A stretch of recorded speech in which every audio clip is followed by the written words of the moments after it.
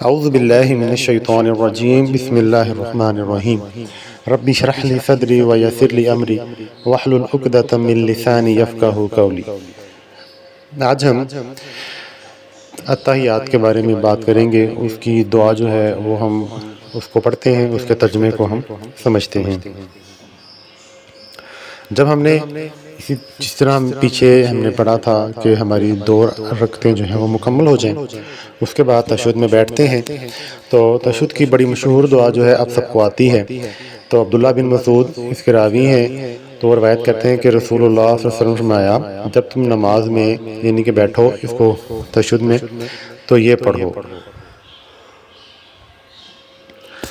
التحیات للہ والصلوات والطیبات السلام علیک ایہا النبی ورحمۃ اللہ وبرکاتہ السلام علینا وعلی عباد اللہ الصالحین اشہد ان لا الہ الا اللہ واشہد ان محمدا عبدہ ورسولہ۔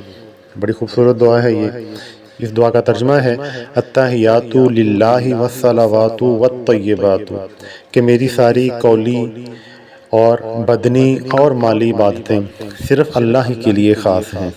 دیکھیں، انسان تین طرح سے اللہ کی عبادت کرتا ہے: اپنے بدن کے ذریعے، اپنے افعال کے ذریعے، اپنی زبان کے ذریعے۔ تو یہ ہماری تینوں کی تینوں عبادات کا جو صحیح حقدار ہے وہ اللہ کی ذات ہے۔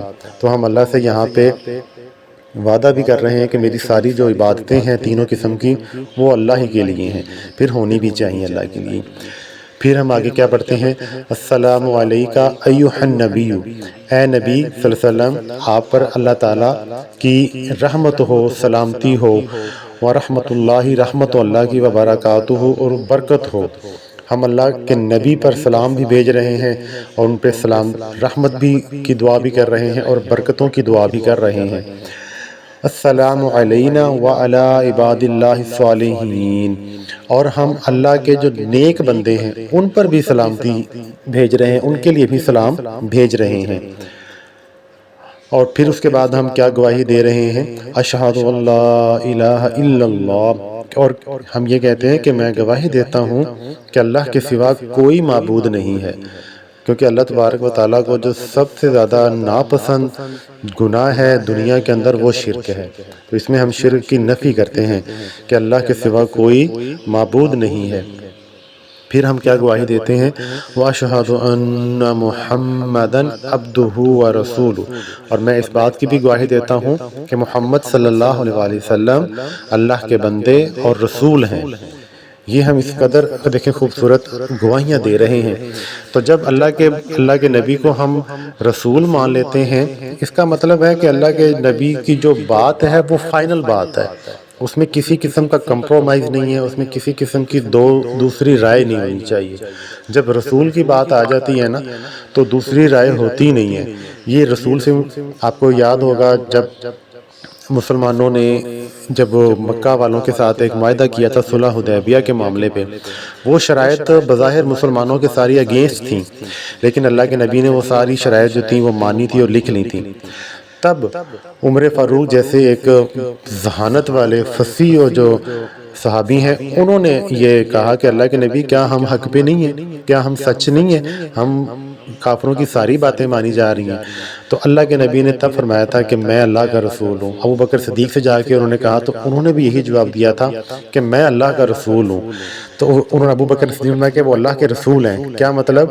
کہ اللہ کے رسول جو فیصلہ کر رہے ہیں نا، وہ بظاہر ہمیں ایسا لگ رہا ہے کہ وہ ہم نیچے ہیں اس میں، لیکن نہیں۔ پھر اس کا رزلٹ ہم نے دیکھا، اس کا رزلٹ کیا نکلا تھا صلح حدیبیہ کا، کہ اللہ تبارک و تعالیٰ نے پھر ہمیں فتح مکہ جو ہے وہ نصیب کیا تھا مسلمانوں کو۔ پھر مکہ کو فتح کر کے اس میں داخل ہوئے تھے۔ تو تب عمر فاروق نے کہا تھا کہ واقعی اللہ کے نبی کی جو ایک پیشین گوئی تھی، ذہانت تھی، دور اندیشی تھی، اس دن وہ سمجھ آ گئی تھی۔ تو ہم اس بات کا اللہ سے اقرار کرتے ہیں کہ اللہ کے نبی جو ہیں وہ اللہ کے رسول ہیں۔ جب اللہ کے رسول ہیں اس کا مطلب ہے کہ ہر کام اللہ کی مرضی سے ہو رہا ہے، اللہ کی جو پلاننگ ہے وہ اس سے ہو رہا ہوتا ہے۔ تو یہ اللہ کے نبی کا ایک مقام یہاں پہ بیان ہوا ہے۔ اس کے بعد جو ہے ہمیں آگے صحیح بخاری کے آتے ہیں الفاظ کہ یہ الفاظ ادا کرنے کے بعد تو بندے کو جو بھی دنیا کے اندر جہاں بھی نیک بندہ ہے، چاہے وہ آسمان پہ ہے یا زمین پہ ہے، پھر اس کو ہمارا سلام جو ہے وہ پہنچا دیا جاتا ہے، کیونکہ ہم اس میں اللہ کے نبی کو بھی سلام کہہ رہے ہیں، اور ہم کہہ رہے ہیں نا سلام علینا وعلی عباد اللہ الصالحین، جو اللہ کے نیک اور صالح بندے ہیں اس پہ بھی ہم سلامتی بھیج رہے ہیں، تو ان کو ہمارا سلام جو ہے وہ پہنچا دیا جاتا ہے۔